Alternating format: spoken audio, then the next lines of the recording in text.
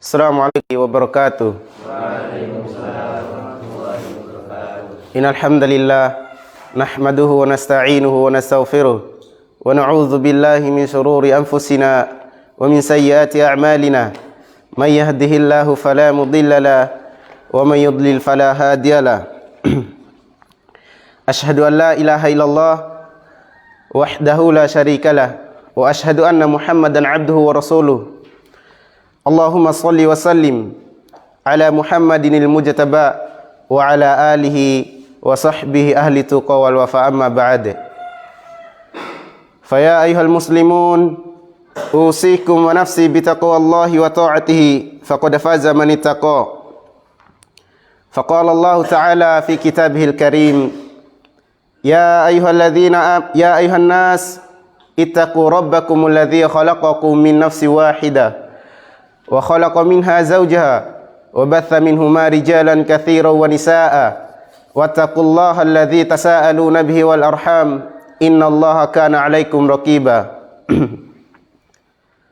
Fa inna asdaqal hadithi kitabullah wa khairal hadi Muhammadin sallallahu alaihi wasallam wa syarrul umuri muhdatsatuha wa kullu muhdatsatin bid'ah wa kullu bid'atin dhalalah wa kulla dhalalatin finnar. Ma'asyiral muslimin, jamaah salat Jumat yang dirahmati Allah Subhanahu wa taala.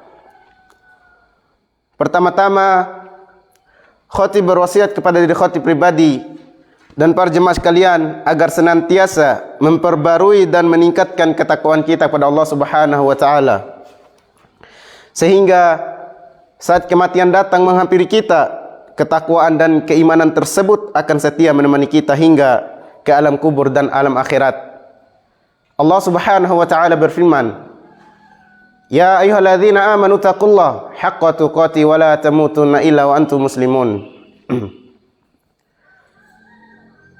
Hai orang-orang yang beriman, bertakwalah kalian. Ya ayyuhalladzina amanu taqullaha, bertakwalah kepada Allah Subhanahu wa taala haqqa tuqati, dengan sebenar-benarnya takwa. Wala tamutunna illa wa antum muslimun, dan janganlah kalian mati kecuali dalam keadaan sebagai muslim. Ma'asyiral muslimin, jamaah salat Jumat yang dirahmati Allah Subhanahu wa taala. Sesungguhnya di antara perkara yang membuat seorang mukmin khawatir dan takut adalah perihal kemanakah ia akan menuju setelah ia berpisah dengan kematian, dengan kehidupan dunia ini. Kemanakah ia akan pergi?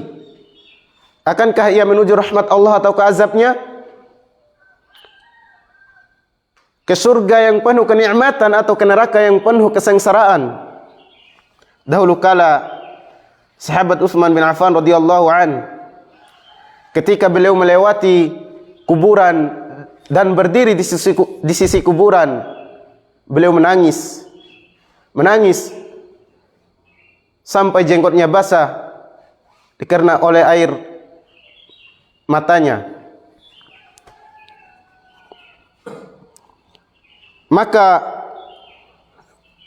dikatakan kepadanya, engkau tidak menangis tatkala engkau teringat surga dan neraka, akan tetapi mengapa engkau menangis? Beliau menjawab, sahabat Utsman menjawab radhiyallahu an, bahwasanya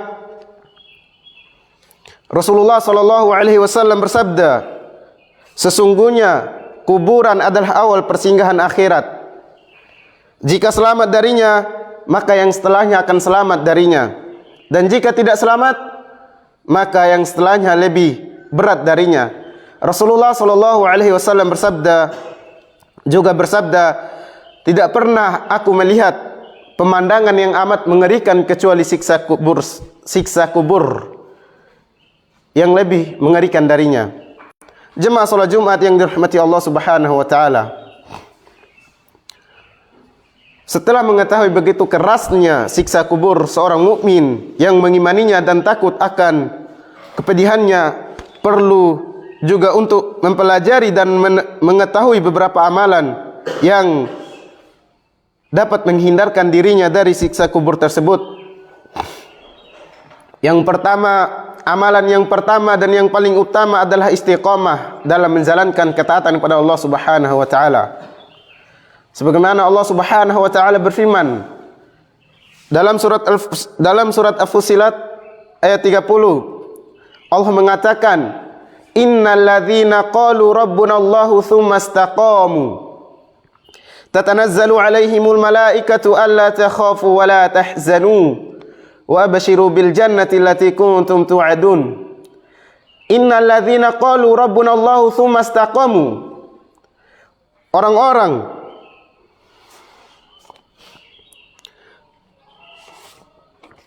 Sesungguhnya orang-orang yang berkata Tuhan kami adalah Allah Subhanahu wa taala, kemudian mereka meneguhkan pendirian mereka, yakni istiqamah,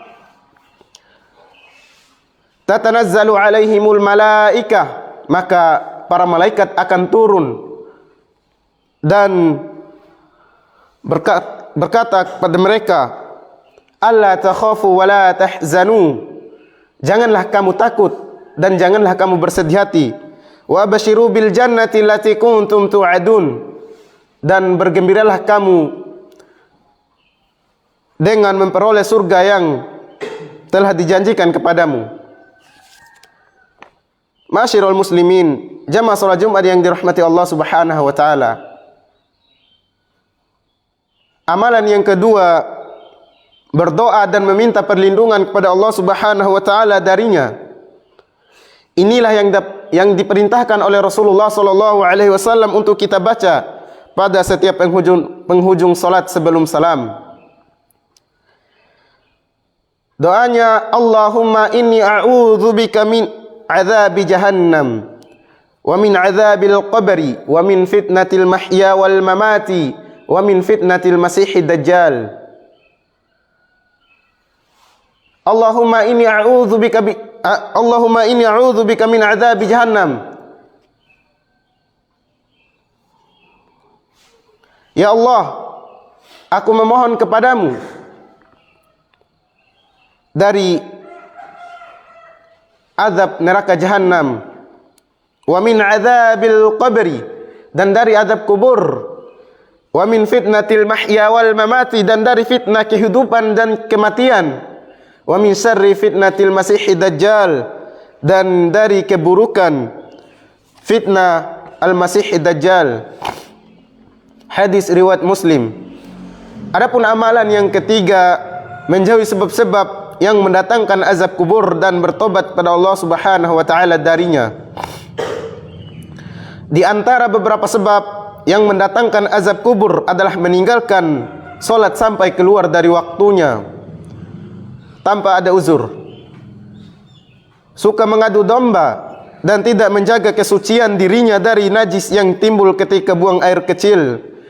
Dari Abdullah bin Abbas radhiyallahu anhuma, ia berkata, Nabi sallallahu alaihi wasallam melewati dua kuburan. Beliau bersabda, sesungguhnya keduanya sedang diazab. Tidaklah keduanya diazab karena suatu perkara yang besar.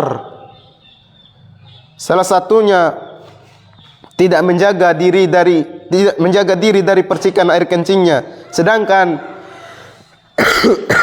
yang lain suka mengadu domba antara manusia. Beliau lalu mengambil sebuah pelepah kurma yang masih basah, kemudian beliau membelahnya menjadi dua bagian dan beliau tancapkan satu bagian pada tiap-tiap kuburnya. Para sahabat bertanya, "Wahai Rasulullah, mengapa engkau melakukan hal ini?" Beliau menjawab, "Mudah-mudahan diringankan azab tersebut dari keduanya selama pelepah kurma itu belum kering." Hadis riwayat hadis riwayat Bukhari dan Muslim. Jemaah salat Jumat yang dirahmati Allah Subhanahu wa taala. Adapun amalan yang keempat, yakni rutin membaca surat Al-Mulk. Sebisa mungkin seorang muslim menghafal surat Al-Mulk dan memahami maknanya. Di dalam sebuah hadis, Rasulullah sallallahu alaihi wasallam bersabda, "Suratun tasfa'u liqa'ilha wa hiya 30 ayatan ala wa hiya tabarakalladzi biyadihil mulk." Ada satu surah yang akan memberikan syafaat bagi siapa yang rajin membacanya. Surat tersebut mengandung 30 ayat, yaitu yang dimulai dengan Tabarakalladzi biyadihil mulk, yakni surat Al-Mulk. Sebagian ulama mengatakan bahwa surat Al-Mulk akan memberikan syafaat kepada mereka yang membacanya saat mereka berada di alam kubur atau pada hari kiamat, menghalangi seorang dari azab kubur atau menghindarkan seorang dari terjatuh kepada dosa-dosa yang menyebabkan azab kubur. Innahu huwal ghafuru aqulu qouli hadza wa astaghfiru innahu huwal ghafurur rahim.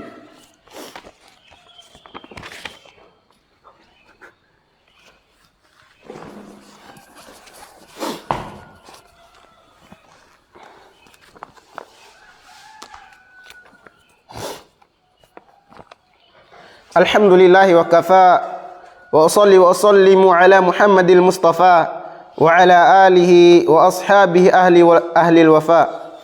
Ashhadu an la ilaha illallah wahdahu la syarikalah wa ashhadu anna Muhammadan abduhu wa rasuluh. Amma ba'd. Ma'asyiral muslimin, jamaah salat Jumat yang dirahmati Allah Subhanahu wa taala.